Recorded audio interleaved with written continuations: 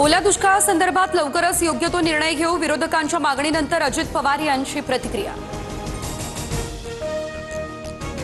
हिंगोलीच्या पांगरा शिंदे गावात जोरदार पावसानंतर नदी नाले तुडुंब, दोरीच्या सहाय्याने पुराच्या पाण्यातून नागरिकांचा धोकादायक प्रवास। धाराशिवच्या भूम तालुक्यातील पाथरुड परिसरामध्ये जोरदार पाऊस, रस्ता वाहतुकीसाठी बंद, ईट आणि पाथरुड गावचा संपर्कही तुटला।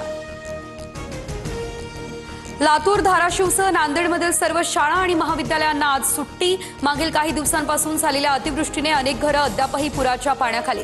लातूरमध्ये रेड तर नांदेडमध्ये ऑरेंज अलर्ट। मुसळधार पावसाचा नागपूरमधील कळमेश्वर, कामठी, सावनेरसह काटोल भागाला फटका।